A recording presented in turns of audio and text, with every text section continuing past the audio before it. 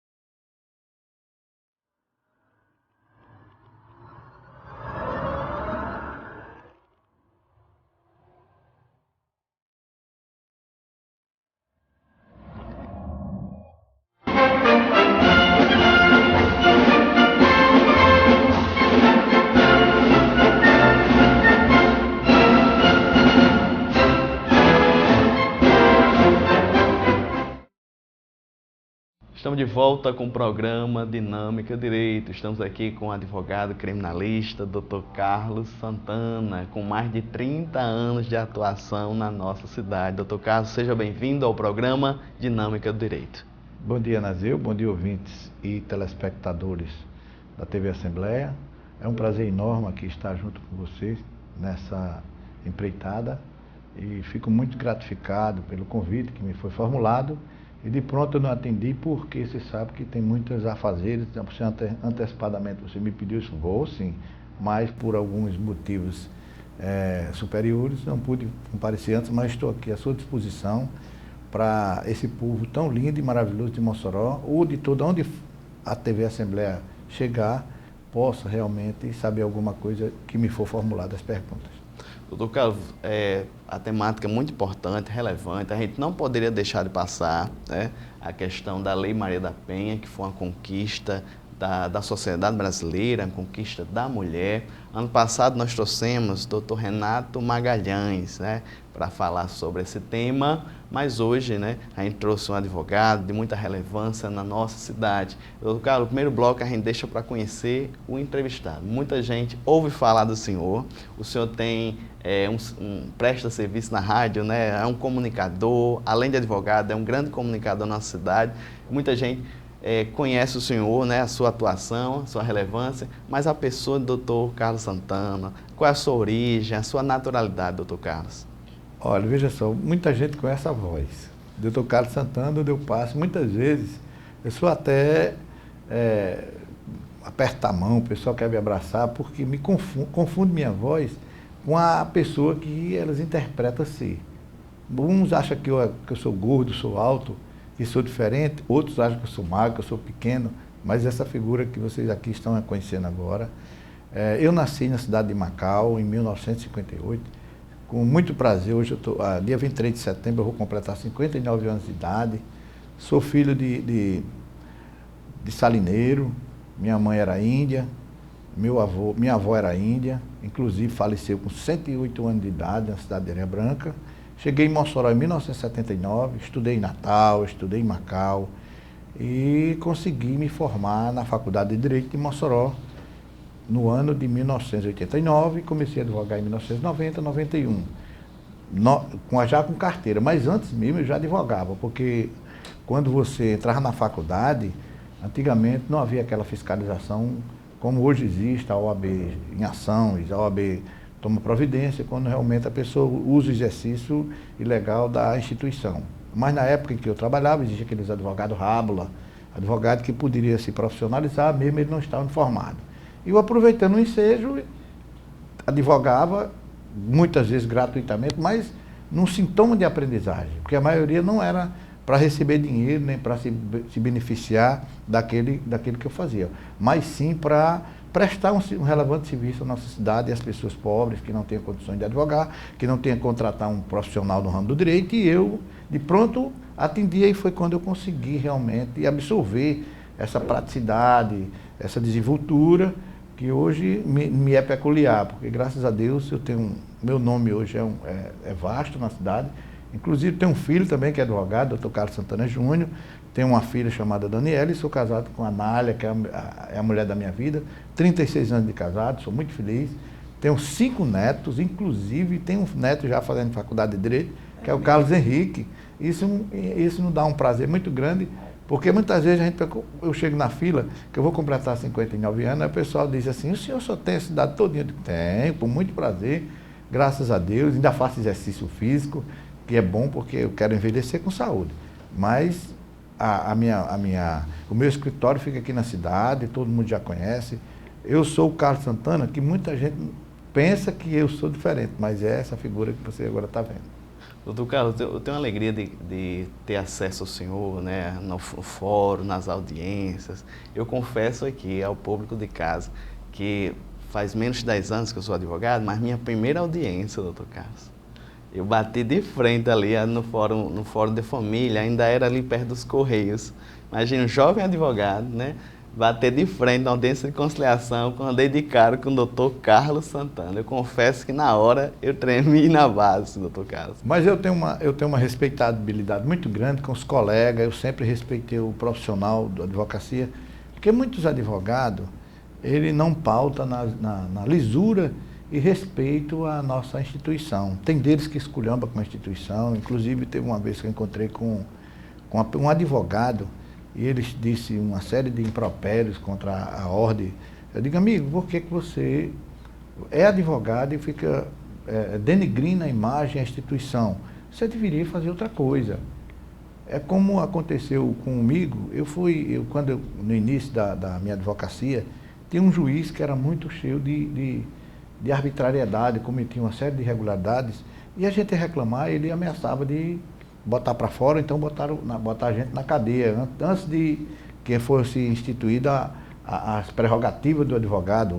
Antes era ameaçado, se você falasse alto, o juiz ameaçava de prender por abuso de autoridade, quando na verdade, e depois, posteriormente, eu encontrei esse juiz advogando.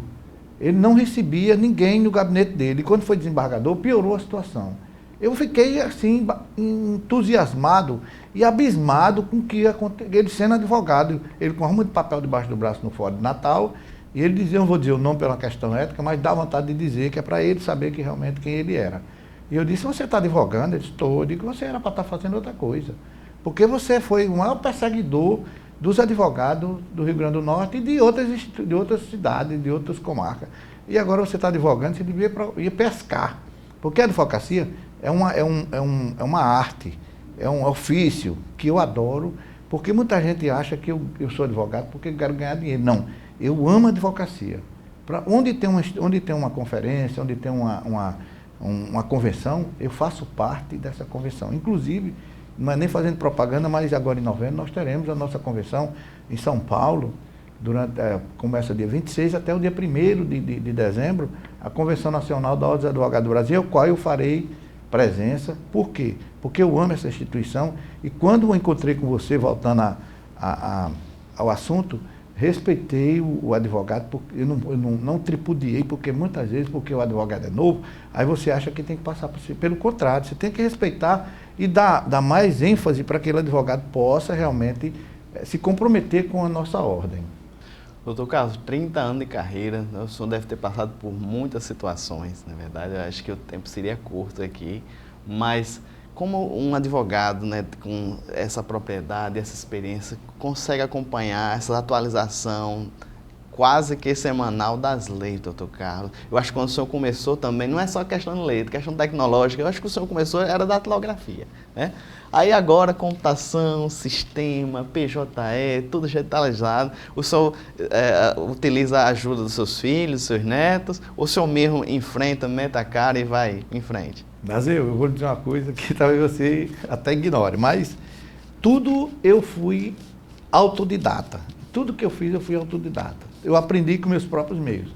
Realmente você tem que pedir ajuda a alguém para que você possa absorver aquela a alternativa e a evolução tecnológica, porque há 20 anos atrás, eu conversando com algumas pessoas que trabalhavam com computação, eles diziam, Carlos, daqui a 20 ou 30 anos nós não vamos ter mais essa maquinazinha que você está trabalhando com ela. Que era o meu ganha-pão, era aquela maquinazinha da datilografia. Inclusive, ela está no meu escritório como se fosse uma relíquia. Aquilo ali foi o que eu ganhei, foi Deus que me deu aquela maquinazinha, que foi o primeiro objeto para que eu pudesse fazer as petições.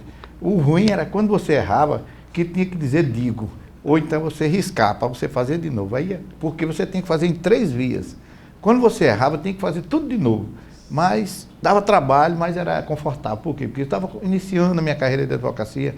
Eu, graças a Deus, sempre fui bem recebido. Inclusive, na advocacia, recebi ameaças de morte. Mas isso é só questão de evolução. Mas a tecnologia, para mim, foi uma beleza. Por quê? Porque eu aprendi mais ainda, porque eu acordo 4 horas da manhã, eu vou para o computador, vou fazer pesquisa, vou estudar, ver a evolução, a diferenciação, o que é que as leis que estão sendo emanadas, mesmo contra a nossa população, muitas vezes contrariando o interesse público. Então eu vou e fico me pesquisando, fico me atualizando, porque é importante, porque se você não se atualizar hoje na advocacia, você se perde no tempo. Porque a evolução, antigamente, quando eu comecei a advocacia, as leis mudavam anualmente ou de 10 em 10 anos. Hoje, ela muda diariamente, quase que diariamente. Por quê? Porque as pessoas hoje, elas brigam mais, pedem mais, solicitam mais. E os políticos, apesar de hoje não serem comprometidos com a nossa causa, mesmo assim, está havendo uma mudança muito grande. As pessoas têm o direito mais respeitado. Por quê? Porque a OAB sempre esteve correndo atrás. Porque se não tivesse a OAB e as instituições hoje que são formadas pelas ONG, pelos estudantes, pelos trabalhadores, nós não teríamos nenhum direito. Eles teriam tirado tudo, deixado só para beneficiar a elite brasileira. Muito bem, estamos conversando aqui com o Dr. Carlos Santana, advogado aqui de renome aqui na nossa cidade, dando aqui o privilégio dos telespectadores de ter aqui nossos estúdios e tão importante palestra. É importante agora, Dr. Carlos, a gente se concentrar na temática. Próximo bloco, vamos nos concentrar na questão da Lei Maria da Penha, que fez 11 anos de vigência. Não sai daí, voltamos já.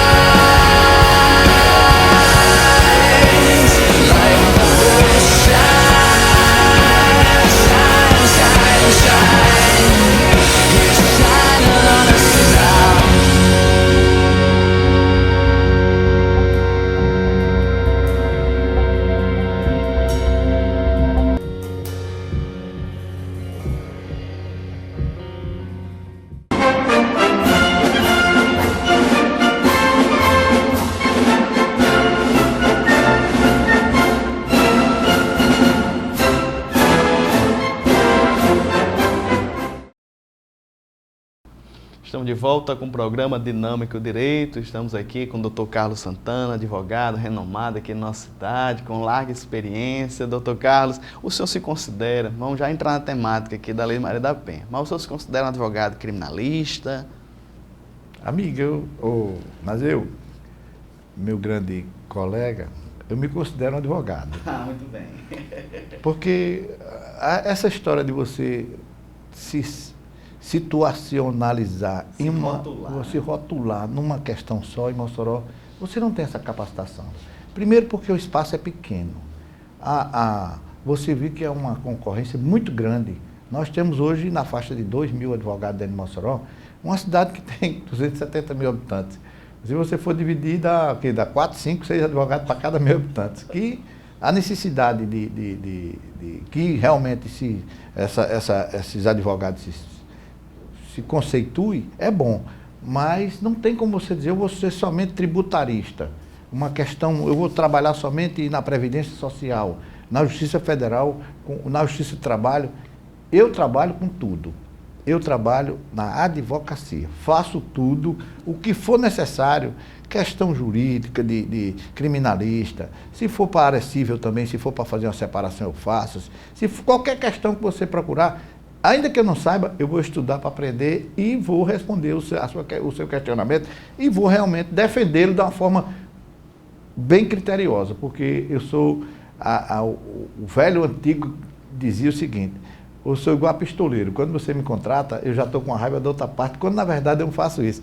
Eu fico criteriosamente defendendo, não vou fazer duplicidade, como alguns colegas fazem, ficam questionando. Não. Você me contratou, a partir daí eu vou estudar o seu assunto e vou tentar resolver, até porque advogado não pode vender resultado, como muitos deles vendem. Eu não vendo resultado. Quem vende resultado é cantador, é esse pessoal que faz show, aí eu não vendo. Eu vendo a advocacia, que é o meu trabalho. Doutor Carlos, o senhor com a sua experiência, né, como a gente falou no primeiro bloco, 30 anos de profissão, acredito que antes da Lei Maria da Penha, a gente ressaltou da conquista, da relevância. Hoje nós temos, no caso, Delegacia da Mulher, juizado especial próprio para isso, promotor vinculado a essa vara, mas como era antes da Lei Maria da Penha, sem tão importantes institutos? Olha, você pode até fazer uma pesquisa junto às delegacias de Mossoró, que Carlos Santana foi uma das primeiras pessoas, como advogado de Mossoró, que defendeu a causa contra a violência contra a mulher. Primeiro porque não existia uma lei específica para defender a mulher. A mulher era vítima de agressão, vivia apanhando pelo comer. porque a maioria das mulheres, ela vive dentro de casa como se fossem escravas, emprisionadas, muitas delas que até acorrentadas, como isso foi descoberto em Mossoró, que uma mulher é acorrentada porque o marido ia trabalhar e com medo dela talvez até procurar outro homem ou sair de casa e não voltar mais, acorrentou a mulher. E eu fui um dos defensores em Mossoró, inclusive tem documentos que comprovam esse fato. Antes mesmo dessa instituição, da lei ser promulgada, eu fui um defensor permanente da mulher. Por quê? Porque mulher não se bate, gente. Mulher não se espanca. Mulher se ama. Eu nasci de uma mulher, minha mãe, que é a coisa que eu mais amei nessa vida, até enquanto ela teve vida. E eu nunca cheguei a dar um grito na minha mãe. Por quê? Porque ela me gritava, muitas vezes me batia, porque eu fazia as coisas erradas. E eu não podia revidar. Ora, se eu estava cometendo um erro, eu que tinha que realmente ser reprimido. E o que é que acontece? Os homens batem nas mulheres gratuitamente, como se fossem objetos pessoais, gente. Então, antes mesmo da lei ser promulgada, eu fui um defensor ferrenho da Lei Maria da Penha. Mesmo que ela não tenha sido instituída, porque a Lei Maria da Penha, ela se transformou por causa de uma mulher que foi violentada durante 23 anos, gente. Ela passou 23 anos sendo espancada, inclusive, 2 tentativas de homicídio, ficou paraplégica. E brigou durante esse tempo todo para poder punir o marido dela que cometia esse tipo de arbitrariedade contra ela e não deixava nem que ela procurasse a justiça. E eu, antes disso, denunciava, muitas vezes fui ameaçado pelo marido, porque dizia que eu tinha um caso com a mulher, porque eu estava denunciando a violência contra um ser que é... Hoje, a mulher hoje está tomando espaço na sociedade, mas há 10 anos, 15 anos atrás, a mulher vivia dentro de casa, trancada. Era chamada de chofé de fogão. A mulher só presta para dirigir fogão. O que é isso, gente? Isso é uma violência. Hoje, graças a Deus, está mudando. Pelo menos o raciocínio lógico dos homens está mudando. É uma questão hoje lógica. Nós temos que defender a mulher, porque mulher é a coisa mais linda do mundo. Minha mãe é mulher, minha esposa é mulher, é a mãe dos meus filhos. E por que eu vou bater nelas? Se você não quer sua esposa, se você acha que ela não está dando conta do recado que realmente você quer, deixa e procure outra. Porque se você quer bater na mulher, não, se você não viver comigo, não vai ver mais com ninguém. Por quê, gente? Vocês não podem fazer isso. Vocês têm que amar. Mulher para ser cheirada, dar rosas, dar chocolate, dar carinho, amor e dedicação. Isso é que você tem que acontecer. E não você pegar e estar espancando uma mulher, gente. Se você não quer a mulher, deixa. Doutor Carlos, a questão que não é apenas violência física, tem vários tipos de violência, não é verdade, doutor Carlos? Tem pessoas que acreditam que a situação, a Lei de Maria da Penha é só questão física, de bater, mas tem a violência moral, né, doutor Carlos? A violência contra a imagem. Um detalhe, nos ajude aqui o público de casa a entender essas diversas facetas. Muitas vezes, você vê, quando a lei foi instituída, até porque não é necessário nem que você fale sobre a Lei Maria da Penha, porque a Constituição Federal já prevê isso, a imagem, a honra das pessoas tem que ser preservada. Você vê o seguinte, o constrangimento. Tem mulher que recebe mensagens através de WhatsApp, que antigamente que tinha outro, MSN, que hoje ninguém usa mais, é o Facebook. Quer dizer, a violência, ela é física. Não, gente, a violência ela é total, tanto faz o constrangimento, como de palavras de baixo calão, como o constrangimento pessoal, você denegrir a imagem das pessoas divulgando elas em site de mídia social, tudo isso é violência contra a mulher, porque a gente acha que a violência é só espancamento. Não, de forma alguma. A violência desde que você constranja essa pessoa. Até a própria Constituição já diz, a imagem, a honra das pessoas tem que ser preservada. Tem gente que, por exemplo, tem um caso com a esposa, ou com a namorada, ou qualquer coisa, o que é que faz? Grava e depois sai divulgando na mídia social. Só que isso aí vai dar para ele. Ele vai responder um processo criminal e ainda vai indenizar materialmente e fisicamente e moralmente, doutor. Está lá no artigo 159 do Código Civil, diz todo aquele que cometer danos a terceiros será 927, com o artigo 159 do antigo Código Civil.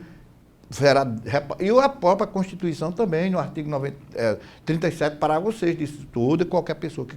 Você não pode denegrir a imagem de ninguém. Eu não posso pegar uma foto da minha esposa porque ela tirou uma foto nua, confiou em você. Porque a mulher quando vai tirar uma foto nua, ou ela sem despida, talvez ela faça aquilo para que o casamento ele tenha mais efetividade. Aí o cara vai pegar a imagem da mulher dele, quando acabar, sai divulgando em site de mídia social. Isso também é outro crime. Você vai responder criminalmente e civilmente.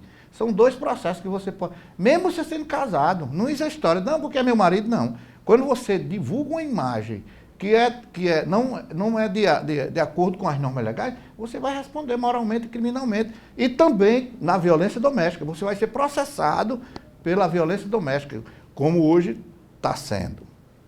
Doutor Carlos, do alto da sua experiência, o senhor acredita, de 11 anos para cá, a partir desses institutos, desses meios agora que foi a partir da Lei Maria da Penha, houve um impacto positivo na sociedade? O ano passado, só para pegar um exemplo, o ano passado a gente trouxe o doutor Armando Lúcio e ele disse que a lei do feminicídio, né, que no caso, assassinar uma mulher em razão da fragilidade do gênero, ele disse que teve uma redução do crime contra a mulher, do crime de homicídio. Aí, pegando esse gancho aí, doutor Carlos, o senhor acha que teve um impacto positivo na nossa sociedade, na instituição da Lei Maria da Penha? O senhor, menos casos, o senhor vê, chegou no seu consultório, ou está na mesma situação, ou os casos de violência somente aumentaram? Vamos falar em Deus. Graças a Deus isso aconteceu. Por quê? Porque você vê a diminuição. Quando o cabo vai bater numa mulher, ele já pensa duas vezes. Rapaz, porque na hora que você tiver... Basta você gritar com ela. Se ela chamar a polícia, você vai preso. Você vai ser preso por agressão contra a sua esposa, sua namorada, desde que haja uma vinculação familiar. Porque a Lei Maria da Penha é para proteger a família. Ela foi instituída para proteger a família. O que é proteger a família? Para que você possa realmente ficar sob o manto da justiça. E diminuiu muito. Você pode ter certeza. Hoje, você vai na vara de doutor Renato Vasconcelos, diminuiu assintosamente, continua vendo, mas quando o cabo vai bater na mulher, ele já vai pensar duas vezes. Antes não, ele disse, mulher vai apanhar, e vai apanhar para comer sabão e apanhar para saber que sabão não se come. Tem deles que dizia isso. Hoje não, hoje quando ele vai dar espancar a mulher, ele diz, se você bater em mim, eu chamo a polícia. Daí você já começa significa dizer que está diminuindo acentuadamente a violência contra a nossa mulher e o feminicídio também, que realmente é matar uma mulher, que foi instituído em lei, aumenta a pena e passou a ser crime hediondo. Estamos aqui com o doutor Carlos Santana, advogado aqui de Mossoró, refletindo um pouquinho sobre a Lei Maria da Penha, que dia 7 de agosto completou 11 anos de vigência. Então, sai daí. No próximo bloco, doutor Carlos, vamos falar um pouquinho sobre medidas protetivas. O senhor citou alguma coisa, mas vamos se concentrar nesse ponto em particular da Lei Maria da Penha. Então, voltamos já.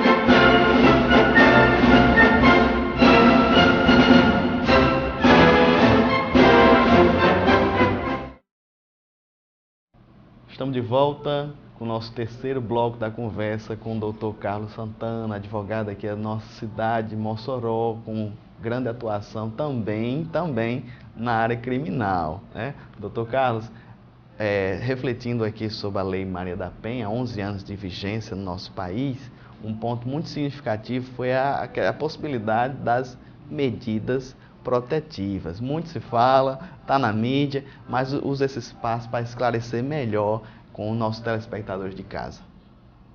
A medida protetiva, ela veio exatamente para proteger a mulher de uma violência futura. Não pela violência passada, porque passado, você já sabe, já sofreu as consequências, já teve a violência atribuída a si, mas a violência futura. Quando a mulher procura os meios judiciais, que é obrigatório, hoje a violência doméstica ela passou a ser uma ação penal incondicionada quando existe lesão. Ameaça não, porque a ameaça ela pode até se retratar. A ameaça pode ser uma ameaça pessoal, uma ameaça através de um telefone, ou através de uma mensagem pela mídia social, ela pode se retratar. Mas quando a violência é física, não há retratação, porque ela passou a ser uma ação penal incondicionada. Não depende da vontade dela. A sociedade tem que tomar providência. Ou seja, é a mesma coisa de você cometer um homicídio. Quando você mata uma pessoa, a família pode dizer, não tenho interesse não. Não há discussão a respeito desse fato, porque a ação ela é penal incondicionada. Não depende de condição, não depende de representação. Quando é uma ameaça, não. Depende de representação, que ela pode desistir, pode dar início à ação penal e pode continuar com a representação. Quando a lesão não tem. E houve também uma mudança muito grande, por quê? Porque foi instituído no Brasil, quase todas as cidades do país, hoje tem uma delegacia em benefício da mulher. Ou seja, a delegacia da mulher, tem a vara especializada de defesa da mulher, que é o juizado de violência doméstica, e também da proteção da mulher para com a mulher. Mas, muitas vezes, eu vou lhe explicar aqui, que é uma questão até que eu fico muito triste quando isso acontece. Eu que realmente milito nessa área, quando as mulheres usam a Lei Maria da Penha para se beneficiar às expensas da justiça. Ou seja, denuncia o marido que muitas vezes não cometeu crime nenhum, só por pura ironia e vingança. Mas isso é muito pequeno, isso é uma coisa rara, mas acontece. Você sabe que em todos os locais da cidade, em toda profissão, tudo tem uma exceção, tem uma pessoa que realmente comete as coisas erradas, da mesma forma é a mulher, que não é o histórico, não é tudo. Existe algumas que agem dessa forma, por pura. Inclusive eu recebi uma pessoa ontem lá no escritório, que a mulher ameaçou o cabo pessoalmente, pelo telefone, ele não gravou, só que ele passou as mensagens, e ela está usando essas mensagens para denunciar ele. Por quê? Porque ela está com a mensagem, porque ele disse, olha, se você me chamou ela de um nome com ela, chamou ela de prostituta, e que ela não ia acabar com a vida dele e tal. Só que ele fez isso aí, escrevendo. Ela fez, muito sabida, falou pelo telefone. Tem vários casos dessa forma, mas é uma coisa rara. Agora, que existe. Alguém que se beneficia da lei. Quando é descoberto lá na justiça, essa pessoa vai responder processo por denunciação caluniosa de crime. O nosso ordenamento específico da Lei Maria da Penha é elogiado, doutor Carlos, nos outros países, né? Inclusive, né, eu já vi casos da Inglaterra, países civilizados mesmo, elogiando, né, nossos institutos. O senhor mesmo falou que deve ser melhor fiscalizado. Eu acredito que o magistrado, ele não tem como, liminarmente, né? Ele não tem como avaliar o caso concreto na hora, o promotor muito menos, para saber se há arbitrariedade. Mas acredito, como o senhor me falou, é uma exceção, é verdade. Esses institutos são caros, foram muito duramente conquistados, deve ser incentivado o seu uso. Antes a mulher, doutor Carlos, tinha que sair de casa pela sua vida, pela sua integridade, mas agora tem essa questão do magistrado, né, deferir a saída, né, coercitiva daquele fulano, né, daquele cidadão, daquele acusado, e tem a questão ele não poder mais ligar para ela. Como é que funciona, doutor Carlos? Tem uma metragem própria? Explica aí para o pessoal de casa. Olha, gente, é o seguinte, a lei específica, ela diz que a proteção da mulher com a liminar de afastamento do lar imediato. Não é... Ele tem que tirar só os pertences dele, ou seja, a roupa dele e ir fora para a rua, e tem que passar no mínimo, porque tem juiz que dá 500 metros de distância. Não pode passar nem por 500 metros de distância. Tem deles que dá 50, tem deles que dá 100, isso aí é uma questão somente de... Porque se for uma cidade pequena, não tem como você estar a 500 metros de distância, bota 50 metros, que não pode chegar perto. Isso é para proteger a integridade física e moral da mulher, que é o correto. Antigamente, sabe o que era que acontecia? O dono da casa, que se diz que é o homem, que é o dono da casa, botava a mulher para fora, botava uma outra mulher dentro de casa e a mulher ficava no meio da rua. E ele ainda ficava xingando, batia e botava para fora da casa. Hoje é o contrário. Hoje o juiz concede uma medida cautelar de proteção, medida protetiva da mulher, para que ele se afaste do lar e vai a polícia e vai o oficial de justiça tirar ele de lá. Vai primeiro o oficial de justiça. Se ele se recusar e iminentemente usar da força para que não saia, aí solicita a força policial e a polícia vai tirar a roupa, só a roupa, ele só pode sair com a roupa. Não leva nada, a não ser que ela deixe ele levar mais alguma coisa. Mas a medida cautelar, medida protetiva para ele levar somente a roupa dele e tchau, e ficar separado. Não pode ligar, não pode entrar em contato com somente os filhos, se houver autorização judicial, porque muitas vezes o filho, a pessoa que comete esse tipo de atitude, ele abusa das crianças, comete irregularidade contra a mulher, contra toda a família, porque você batendo na mãe, você está violentando a família toda. A violência é contra a família toda. Por quê? Porque a mãe é quem é a dona de casa, é quem cuida dos filhos, e a partir daí o juiz manda que ele saia de casa. E tem mais, se ele entrar em contato e desobedecer, ele vai para lá para a cadeia pública municipal, Manuel Onofre de Souza, e se for condenado, vai lá para mais negócio, cumprir pena. É bom que isso não aconteça, mas se alguém ainda não tomou conhecimento de que a Lei Maria da Penha veio para realmente proteger a mulher, não brinque, porque se você brincar, você vai preso. E olhe lá, doutor Renato tem a caneta pesada e aqui é colégio botamos na cadeia. Agora a medida protetiva é para proteger a integridade, e muitas vezes a mulher vai também, existe um albergue. Quando ela tem sendo ameaçada de morte, existe um albergue para proteger a mulher. Inclusive já teve proteção à testemunha, à vítima, que teve que mudar de endereço, mudar de nome e saída. Existe, muitas vezes acontece isso, como no Rio de Janeiro, São Paulo, Brasília, já aconteceu da mulher de mudar de nome, juridicamente, mudar de nome, mudar de endereço, e para que ele não encontre-a, porque está sendo ameaçada de morte. Muito bem, estamos conversando aqui com o doutor Carlos Santana sobre a questão da Lei Maria da Penha, completou 11 anos, então não sai daí. Próximo bloco, doutor Carlos, vamos falar de alguns casos concretos, na verdade o senhor tem muita experiência, fatos relevantes aqui, e sobre a questão prática da Lei Maria da Penha. Voltamos já.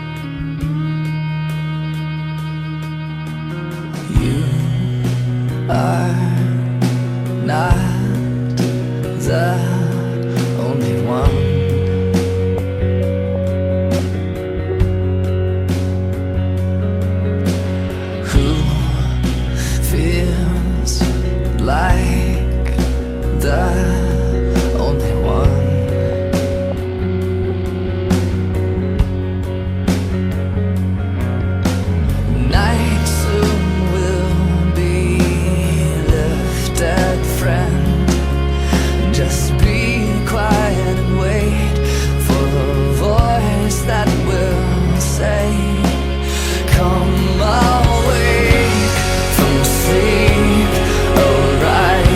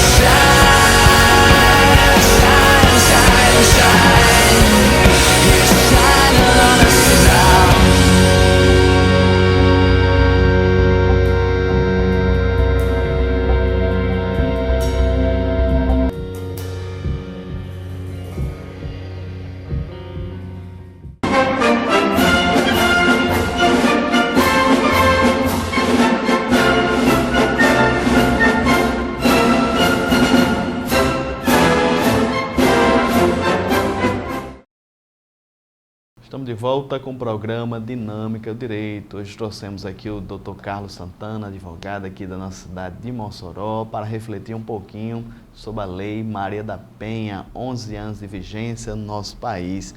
Dr. Carlos, vamos já para as considerações finais sobre essa temática, mas nos ajuda aqui com a sua experiência, alguns casos emblemáticos da nossa cidade. Pode ser que o senhor esteja como causídico de uma parte ou de outra, que o senhor lembra aí da importância dessa lei. É engraçado, eu fui contratado não, fui procurado várias vezes por pessoas que cometeram homicídio, feminicídio agora, né? Era homicídio contra a mulher, hoje é feminicídio. Eu rejeitei a ação, inclusive uma vizinha nossa que foi assassinada há 2 anos atrás, ela tinha uma academia e foi assassinada. Eu nem sabia que era minha vizinha, não sabia, depois eu vim saber que realmente era minha vizinha que tinha sido assassinada pelo ex-marido, não, o ex-companheiro. Eu sei que ela não queria mais ele e ele queria obrigar ela a viver com ele. E ela, como ela disse que não aceitava mais, ele assassinou ela. E também outros problemas de ordem muito relevante, como um caso interessante. Até hoje ainda consigo, eu fui advogado de um rapaz que ele estava embriagado e começou uma briga com ela lá perto da Polícia Rodoviária Federal. Ele morava num assentamento.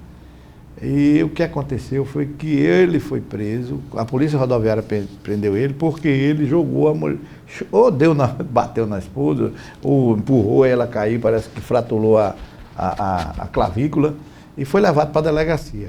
Eu era às 4 horas da manhã, 3 horas da manhã, recebi um telefonema e eu fui para a delegacia.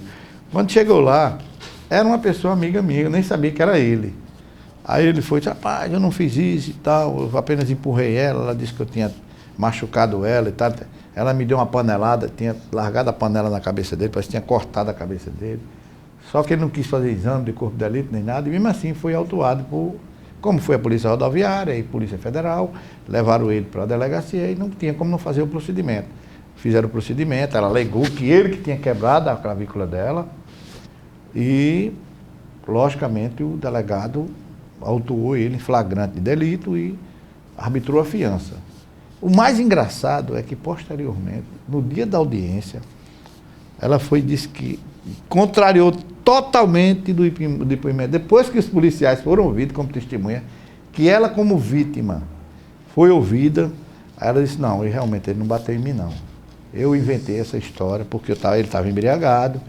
E aí eu fui e perguntei se realmente ela tinha dado um capacete nela. Ela disse: eu dei umas 3 ou 4 capacetada nele e ele me empurrou e eu já tinha problema na clavícula, eu já tinha descolado a clavícula uma vez ou duas e depois, quando bati, ele me empurrou, talvez até pela atitude, porque ele estava embriagado, chegou tarde, fora de hora, e você sabe que acaba quando chega embriagado em casa, fora de hora, a mulher esperando, não vai ser recepcionado com flores e chocolate, né? E aí foi o doutor Renato, disse: a senhora vai presa agora. Eu gelei, eu disse: meu Jesus, não faça isso. Não. Eu disse: doutor, eu não disse lá na delegacia que ele tinha me espancado, eu disse que ele tinha me empurrado, mas botaram que eu tinha que botar, em vez de empurrado, botaram espancado. Foi a salvaguarda dela, porque senão o doutor Renato tinha mandado prender ela em flagrante por falsa instituição a um procedimento que é muito grave, porque a lesão corporal era grave, no processo era grave. Por quê? Porque quando você quebra a clavícula de uma pessoa, ela não passa menos de 30 dias para se recuperar, está entendendo? Só que a clavícula dela já tinha sido quebrada, ela já tinha feito uma cirurgia, e quando ela bateu no chão, logicamente deve ter luxado. E ela chegou lá toda, mas aí graças a Deus deu tudo certo, o doutor Renato entendeu a situação, mas já estão juntos novamente, que eu disse a ele: rapaz, eu acho que é hora de... Inclusive, o que é pior, ele foi de noite, quando eu terminei de deixar, que tirei ele lá da delegacia, ele foi dormir com ela. É um fato inédito. Eu acredito que... até porque ele foi para lá e foi dormir na casa com ela. O delegado disse que ele não fosse, ficou proibido de permanecer ou passar perto da casa dela, mas infelizmente ele foi dormir com ela. O ser humano, doutor Carlos, é só o que se passa na mente, acho que só Deus mesmo pode contemplar e sondar, mas, assim, em alguns casos é permitido o perdão da vítima. Né? Em alguns casos é permitido o perdão da vítima. O senhor já viu, o senhor já retratou esse caso, mas tem algum caso que o senhor disse para sua cliente, assim, orientou, né, que ela não voltasse para o caso? Muitas vezes mesmo. Eu disse, olha, esse rapaz faz o que da vida? Não, ele não trabalha. A senhora acha que a senhora vai viver o resto da sua vida sofrendo constrangimento, sendo espancada, seus filhos vendo essa situação, ficando nervoso, criando, que isso aí vai criar uma série de trauma para essas crianças no futuro, que com certeza não vão ser umas crianças normais, porque você vê o pai e a mãe espancando, o pai espancando a mãe, as crianças vão ficar traumatizadas. Isso é uma questão lógica. Eu não sou médico, mas graças a Deus, eu criei meus filhos, já estão tudo grandes, e eu sei quais são as consequências que vão acontecer no futuro. Por quê? Porque a partir do momento em que você espanca a sua mulher, seus filhos vão ficar traumatizados. E o que é que acontece? Eu explico, olha, gente, se ele fosse... eu tenho um caso inédito aqui, que foi preciso a gente colocar câmera de vídeo dentro da casa para descobrir que o homem estava espancando a mulher, que era uma pessoa de grande influência na cidade, espancava a mulher dentro do quarto, só que quando saía ele era um santo. Para todo mundo ele era a melhor pessoa do mundo. E foi preciso ela quebrar a integridade física dela, se dispor diante de câmeras para poder provar o que estava acontecendo dentro do quarto, porque dentro do quarto era um trauma, ela já estava endoidando. A mulher já estava querendo tomar remédio controlado, ou então se suicidar. Por quê? Pelos problemas que ela estava sofrendo dentro do quarto, porque passou do quarto, era uma pessoa maravilhosa. Quando ela dizia que estava sofrendo constrangimento, a família era contra ela, dizia que ela estava querendo deixar ele, porque ela tinha arranjado outro. Uma pessoa altamente influente da sociedade de Mossoró. Aí foi preciso contratar, através de pessoas fora de Mossoró, no Rio de Janeiro, o cabo veio do Rio de Janeiro, botou câmera de vídeo de alta resolução, pequenininha, instalou dentro do quarto. Ele viajou e ela fez isso, instalou isso, em 24 horas ela conseguiu fazer isso, com essas câmeras ela sendo vista não aqui, mas fora da cidade, via satélite. O cabo fez um equipamento muito grande, cobrou um dinheiro muito alto, 30 e tantos mil reais para fazer isso, mas gravou tudo em HD, ele espancando, beliscando, batendo nela, coisas horríveis. E aí foi quando realmente eu mandei chamar ele no escritório e disse, olha, a partir desse momento você não pode mais viver. Eu nem denunciei ele à justiça, que era para ter denunciado. Ela disse, não denuncie não, eu quero que ele saia da minha casa, já é o suficiente. Ele saindo da minha casa, me deixando livre, é isso que eu quero. Não quero, até porque ele é uma pessoa influente, uma pessoa que tem muita influência na sociedade moçoroense, uma pessoa de alto grau de financeiro, e eu não quero comprometê-lo, eu quero apenas que ele saia da minha casa. E a gente usou esse tipo de atitude, foi necessário a gente fazer isso para poder afastar essa violência que acontece muitas vezes, que a mulher nem pode denunciar porque não tem como provar que está sendo violentada. Então esse foi um caso inédito, mas graças a Deus eu consegui resolver. Doutor Carlos, eu já lhe admirava, né, nos fóruns, né, tinha um respeito pelo senhor, tenho, mas agora, de acordo com a nossa conversa, né, passa a lhe respeitar ainda mais, né, pela sua propriedade, com toda a relevância, com toda a firmeza das suas colocações. O senhor é um profissional de grande relevância na nossa cidade e acredito que esse sucesso reflete nos seus filhos, vai sobejar nos seus netos, porque o senhor além de um grande profissional, é um ser humano compromissado com os seus clientes. Mas eu fico emocionado em receber tanto elogio, porque eu sempre tenho zelado pela profissão e, graças a Deus, eu não tenho nenhum inimigo. Todos os colegas gostam de mim. Tem alguns que me perseguem pela questão profissional, mas isso você sabe que a profissão tem de tudo, né? Mas, graças a Deus, eu não tenho inimizade. Meus filhos, graças a Deus, são pessoas maravilhosas. Eu tenho um filho que é advogado, Júnior, a quem eu tenho o maior respeito, quero o maior bem, trabalha comigo desde os 14 anos, formou-se comigo, aprendeu a lição, zela pelo meu cliente, tem educação, que é o importante é você educar.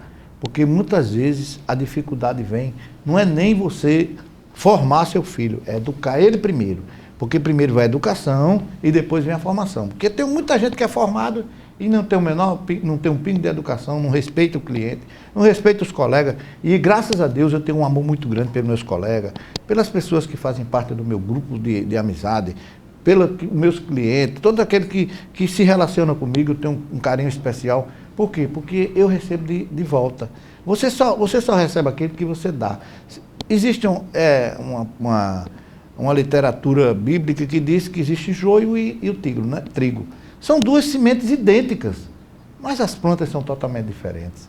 Quando o trigo sobe, ele vai para cima. E quando o joio cresce, ele vai para baixo. Quer dizer, são duas plantas totalmente diferentes. Então você tem que fazer a diferenciação entre o trigo e o joio. Eu sempre escolho mais o trigo, que satisfaz ao ego das pessoas, alimenta, e eu gosto de alimentar minha alma, tanto lendo a Bíblia, como eu leio a Bíblia, sou uma pessoa cristã, também lendo livros que foram escritos por pessoas inteligentes, que foram best-sellers. Por quê? Porque eu vou aprender não só comigo, eu aprendo com os outros, porque a gente não aprende só.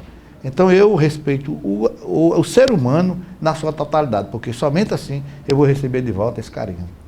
Doutor Carlos, em nome da TV AD, pastor Wender, irmão Rogério, toda a equipe, o meu muito obrigado. Fica aberto às considerações pessoal de casa. Se quiser fechar a temática, né, fazer um apelo aí aos homens, né, conscientizar, né, focar, despertar as mulheres para não se acomodarem perante tanta violência. Eu agradeço a oportunidade que me foi concedida, Nazir. Eu fico muito feliz. Para mim foi é como se eu tivesse recebido um presente do céu e dizer, gente, pelo amor de Deus, não bata na sua esposa. Faça como eu, zele, dê carinho. Sabe por quê? Porque quando você chegar na sua cama, você vai receber beijos, abraços e carinho. Porque é isso que você recebe de volta. Eu digo, violência não. Por quê? Porque a violência só gera violência. Muitas vezes eu já fui roubado, não vou matar fulano, tal. Rapaz, não posso fazer isso, gente. Eu não uso desses atributos. Deus é quem vai dar a proteção a mim e o que ele vai receber de volta, Deus é quem vai dizer. Eu não posso dizer nada porque não sou eu quem vou condenar as pessoas. E eu estou aqui à disposição desse povo maravilhoso, de Mossoró, da onde a TV, a Assembleia for, e se precisar de voltar novamente aqui para esclarecer, mas não bata na sua esposa. Faça diferente. Em vez de você levar uma palmatória, leva um buquê de flores, leva uma caixa de chocolate, porque com certeza ela vai lhe dar um cheiro.